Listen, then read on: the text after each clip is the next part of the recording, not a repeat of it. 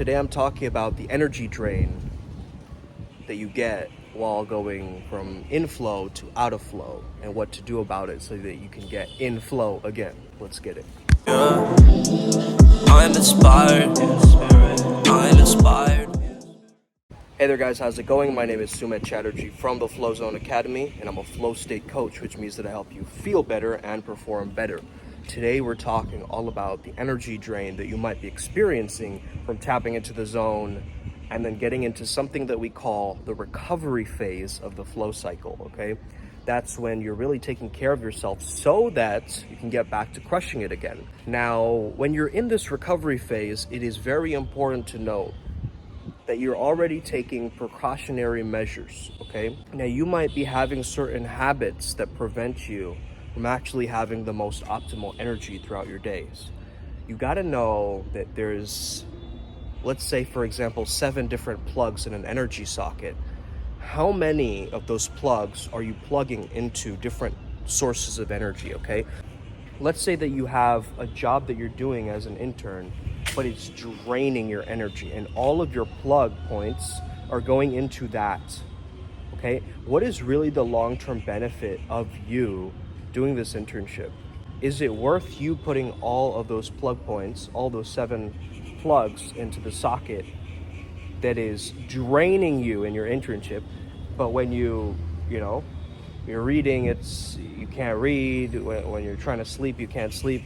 And it's affecting other areas of your life, okay? You want to manage this kind of lifestyle for yourself, first and foremost, where you understand that, okay, one plug is going for my friends and family, one plug is going for my health and my physical health, one plug is dedicated to my learning and my education. I don't really understand that, okay, I have a platform for this. I have a way, I have a mechanism, I have a process. We teach these processes in the academy.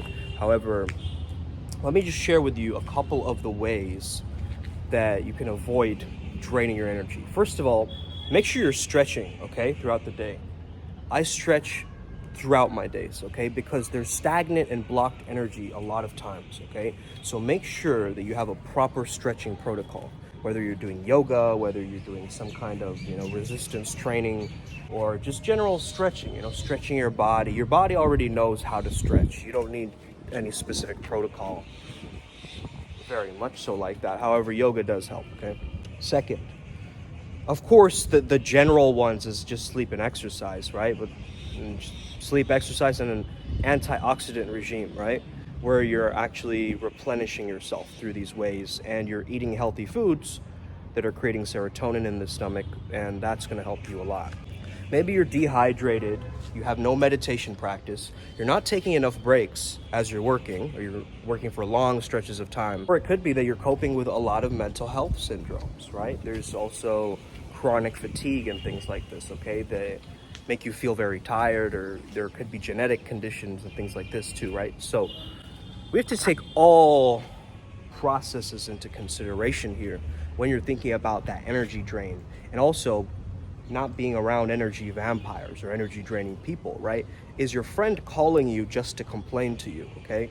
This is why when you get into flow state, it's all about setting boundaries, okay? Like for instance, I get this with a lot of insomniac patients or clients where, they'll associate the bedroom not with sleep because they're doing everything on their bed. They're playing video games on the bed, they're using their laptop on the bed, they're using it to sleep, they're using it to eat, they're using it every day is just spent on the bed.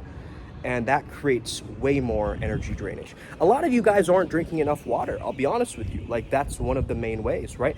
We have to understand chemically what's going on, okay? When you're in flow state, you have this bliss, which is the anandamide, ananda, right, from Sanskrit, anando in Bengali. Number 2, you have endorphin. So that's like a painkiller almost, right? Pain goes down. So when you're in the zone, you're not feeling that much pain, right? You're just in it. All your mental resources and your physical resources are being put into this task at hand. Okay, so the focus is shutting down all of the other receptors in a sense. You don't feel like you need to go to the bathroom, or you feel like, you have so much pain. You just feel like flowing. And of course, the third one is dopamine. Now, as a flow state Jedi, what do you do to generate dopamine within yourself and the dopamine that you generate in others, okay? Because this is a very crucial element here that I'm about to share with you, okay? Dopamine is a reward neurochemical, obviously. However, it's associated with possibility. So how are you maintaining that feeling of possibility in your life?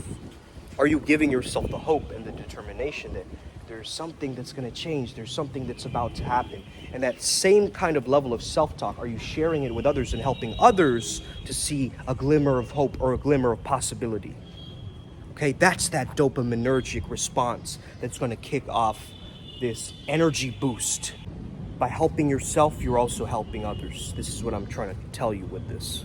When we create progress, when we have meaning in life, when we start respecting ourselves and others, serotonin starts flowing in the recovery phase. So serotonin and oxytocin are the two most important neurochemicals to get you to deal with that energy drain, because what tends to happen in this state is you tend to deplete your energy reserves, right? And we need to consolidate, reflect, and rest, like really, really rest, like a deep rest that we need in order for us to come back into the struggle phase where the cortisol and the adrenaline is happening, right? So we want to get away from that fight or flight response into a rest, digest, repair response. You got to understand that you need a sleeping ritual, okay? To get the most optimal sleep, make sure your room is a temperature that's pretty cool. Make sure there's not heavy noises and things like that. So if you can, have an eye mask or, noise canceling little earbuds, things like this. If you do some stretching, take a warm shower. I recommend also active recovery, okay?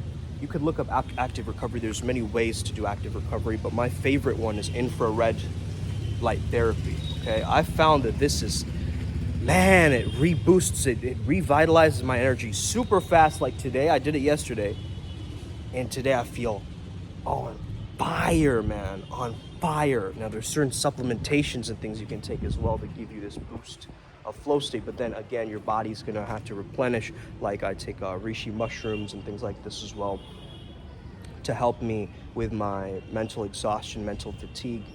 So I'm sharing some of the tips with you in this video. Obviously, if you work with me one-on-one, we can get a lot more of these types of, there's an encyclopedia of techniques that I can help you with.